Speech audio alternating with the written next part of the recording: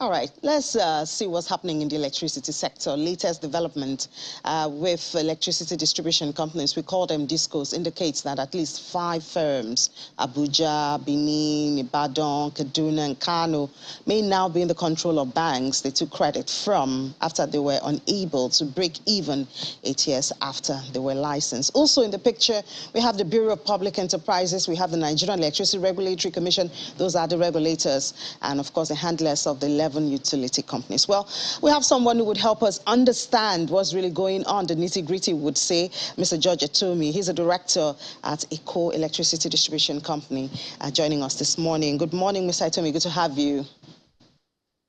Good morning, Ine. Hannah, how are you today? Great, great. Thank you so much for being part of the show. So, a couple of weeks now, I think it's about 2 weeks now, we had the bank and DISCOs issue.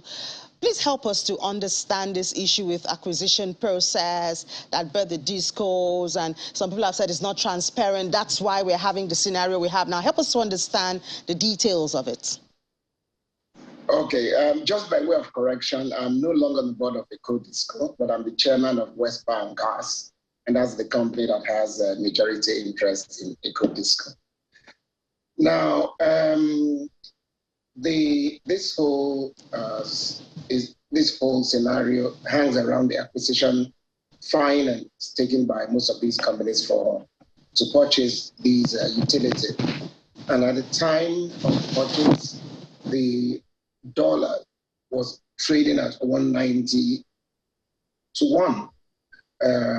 And today, as we all know, it's in the region of 600.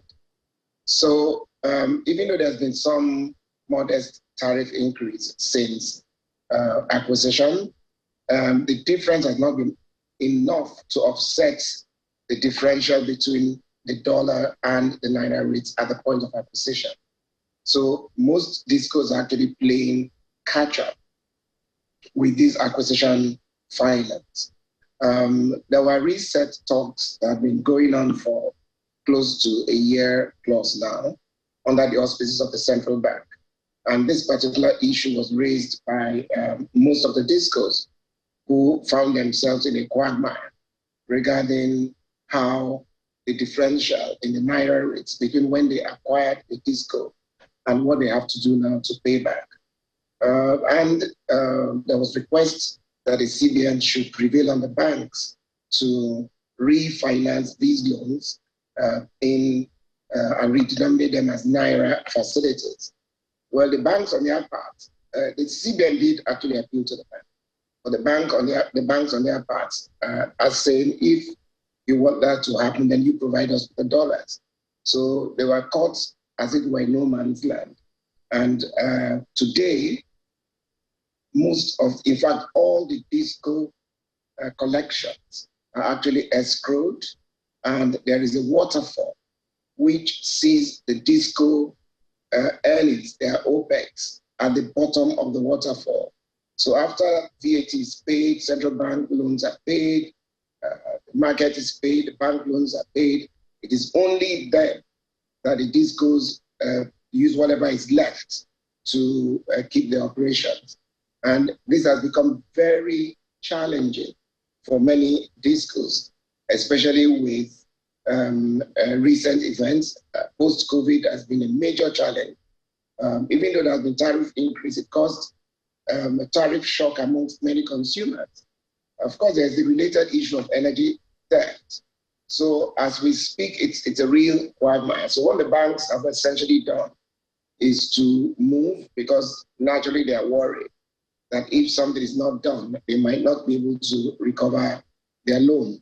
So this is the primary reason why they've made this move. Now, it speaks to the overall issue of liquidity in the sector, which is the main, is the elephant in the room. It has always been from the inception. And that is because upon inception, it was designed that market forces will deal with the tariffs. But we've not seen that happen. Tariff increases have come principally as a result of the federal government's inability, as it were, to meet with the shortfall in the market. And we've had all manner of interventions which have not actually gotten to the bottom of the matter. And the issue then becomes, what do you then do? Even if these discos are reacquired, you need to sell them to somebody else. And I'm not saying this is going to be an easy process, because there are already legal challenges mounted by the discos that are affected. But even if you manage to find new buyers, they will be faced with the same problem. The only way the sector gets fed is through collections. And today there is a huge mismatch between what is collected and what can go down to feed the entire sector. And don't forget, the ability of many discos to perform rests mainly on the supply end, where with the thermal plants, gas is the feedstock. And today we all know what's happening with gas. Because gas itself has pricing issues, the contract between the gas producers and the generating companies, GenCos, is done on a best endeavor basis, which essentially means that it is only when the gas producers can supply gas that they will give to the GenCos. Otherwise, they will take their gas and sell at market price and get proper earnings for all their efforts. And that supply uncertainty is what is leading to a lot of the blackouts we're having, because the GenCos are unable to generate. Transmission is therefore also unable to transmit, and it goes back and forth. I'm sure you recall that the generating companies were complaining that they owed a lot of money, many of which the NBEC disagrees with. But whatever the case is, you will see that from the supply end to the retail end, there is this paucity of funding. And it's not really, people erroneously think that it's the fault of the discos. The discos can only give power when they have the power, and it makes absolutely no sense for a disco to have power and not give it, when that's the only way you make money. Yeah. So the supply disruption is the major issue. Yes, going forward, we need to be able to deal with it. I guess, Mr. Itomi, because the consumer knows the disco is the face of electricity in Nigeria. So whatever grudge, whatever anger goes to the disco first, before all of the explanation. I would like for us to talk about the possibility of restructuring, of this finance with the banks. But before we go there, I'd like for you to react to some notion, there's some conversation that perhaps the initial privatization process was not transparent enough, and the people who should have gotten it are not the people who got it. That has also contributed to what we see now. How do you react to that? First of all, that's totally untrue. That initial process was even hailed by the World Bank. And by the way, the discos were not just given the discos, they paid good money for it, top dollars to acquire those discos. Negotiations took on very, very long. What you might say is that, how come there were no foreign takers? And that's principally because the BPE had gone on a roadshow long before they turned inward to look at Nigerians to acquire those assets. And the major reason why they didn't have takers for those utilities were these distortions that I'm talking about. Many investors did not have a clear sight as to how they will recover their investments, given the distortion on the tariff. So this is really what happened. So to turn around and vilify Nigerians who took a leap of faith to invest in their country, I think is most unfair. They too are victims of the macroeconomic circumstances in which we find ourselves in this country. There's not much they can do about the exchange rate. Absolutely nothing they can do about the exchange rate. Nothing you can do about the gas supply. And what's just going to happen? The bids were competitive. The parameters were there. You couldn't even be pre-qualified if you didn't have a technical partner. So all those things were there, and that's not really the problem. The problem is that once you do not have a supply guarantee, there's absolutely nothing we can do. And talking about what nothing we can do, to be able to collect money, you have to invest heavily in your utility. And the problem with many discos is that if they were going to make such huge investments and the tariffs were not going to be adjusted, it meant that they would have been forced to subsidize the sector. And no investor invests to subsidize. And that's where we've had a problem. What's going on now is that between COVID and collapsing oil prices at that time, the federal government was just forced to look at this subsidy regime again. The discos always complained that the subsidy was not properly being utilized. And that is why we have a problem. There is no member of the value chain that is not complaining. You have gas producers are complaining, GenCos are complaining, transmission is still 100% government, and that's a problem in itself because the processes by which they run are what they are. They just simply don't meet with private sector standards. And then you have the retail end, which is the distribution companies also complaining. So nobody in the value chain is happy. So, and I've always said that this blame game isn't going to take any one of us anywhere. All right, Mr. Itomi. In this country. Okay, so what about the issue of restructuring? Has that been explored also?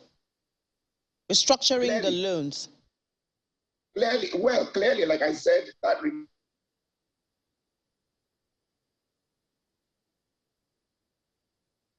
All right, looks like we have a little bit of network hitch with Mr. Itomi there. To be interesting to get his view on the efforts to restructure those loans and, of course, the difference that this will make. And then it's also interesting because in the ongoing constitution amendment, the power sector has also gotten attention, you know, where states may be allowed to provide a power for themselves, you know, and it's not all going into the national grid before it now gets supplied. I think that is also something that is being given attention with the constitution review. And hopefully that will bring a fresh breath into the power sector and maybe increase the supply that we do have in the country. And needless to say, power supply affects manufacturing production. And imagine if we had power and then a lot of manufacturing companies do not have to depend on diesel and petrol, then the queues and the pressure on importing more subsidized petrol or unsubsidized diesel, which is hitting 850 naira, would reduce, and that might even help, you know, the manufacturing, non-oil exports, and even, you know, the inflation that we are all crying about, which is now past 18%. I think we have Mr. Itomi back. Hello, Mr. Itomi, can you hear me? Yes, I can. Hope you can hear me too. Yes, I can hear you. So, I mean, just briefly now, the issue of restructuring, has that been explored also? Yes, as I mentioned to you, in the reset talks that have been going on in the industry, most discos have actually requested for these loans to be restructured because it's a big problem trying to play catch up between the exchange rate differentials. Discos don't have access to central bank rates to the dollar. So they have to look for dollars to meet with all their equipment requirements from the parallel market. And that's a huge concern. The CBN, in fairness, has prevailed on the banks, and I'm hoping as part of resolution of this problem, the banks can look at this. Some discos like EcoDisco, who foresaw the handwriting on the wall, did actually go and restructure their loans. By the time these money started moving from 190 to about 250, 300, the EcoDisco board decided they needed to restructure. So they restructured, and which is the reason they are somewhat insulated from the current shock that is going on. Yes, to be direct with the answer, restructuring would help. These loans should be restructured, made more long-term, and then perhaps giving single-digit interest rates. That's the way you can encourage investment in the sector. We should encourage Nigerians who want to invest in their economy. Yeah, we certainly have a whole lot to discuss because the role of NERC, the role of the BPE are also important in this, but we're just out of time. But I would like for you to please comment on what you think about the ongoing attempts to kind of give more power to the state government to produce more electricity and supply, you know, and not have to go through, I'm sure you know about the Constitution Amendment and what it could do to the power sector. How do you see that coming through, and what difference do you see it making? Well, you know, the problem with the current power configuration in Nigeria is that it's over-centralized, especially with the national grid under the firm control of the federal government. And often to balance the grid, power is supplied to the various component parts of Nigeria without recourse to the economic value in doing so. So you find that at times, areas where you require power and can get revenue, you don't give them power, because if you do so to the detriment of other areas, it could destabilize the grid. So everybody is made to ramp down, which makes very little sense. So one of the solutions naturally is to find out how we can decentralize the grid, which is the reason for the constitutional amendment. This way it is hoped that states who have the ability can begin to control the source of supply as well as the distribution. Of course, we'll work out some of the fine contractual issues that will be involved regarding the current arrangements. But going forward, it will be a worthy way to see if it will be done. The National Assembly has passed it. We're hoping that there will be concurrence from 2/3 of the various houses of assembly before, and then it goes for assent of the president before it can take effect. But yes, that should disaggregate the power sector, and then states that can afford it can begin to look at more practical ways of giving themselves power. The federal government itself should be relieved from the burden, because it's carrying on so much, and there's really so much they can do with dwindling resources and all the global trends towards renewables. The federal government, that behemoth, can't just do the work. It must be broken down to component parts. All right. Thank you so much, Mr. George Etobi, former director with EcoDisco. Thank you for sharing your thoughts with us. We still do have a whole lot to touch on, but unfortunately, the time is up. Thank you for being part of the show. Enjoy the rest of your day. Thank you. Well, when you talk about electricity supply in Nigeria, there are always so many angles to it that you can hardly exhaust it in one segment of a conversation. But we'll continue to stay on the matter. For now, we'll take a break. When we come back, food security, agricultural insurance will be our focus. This is Business Morning on Channels Television.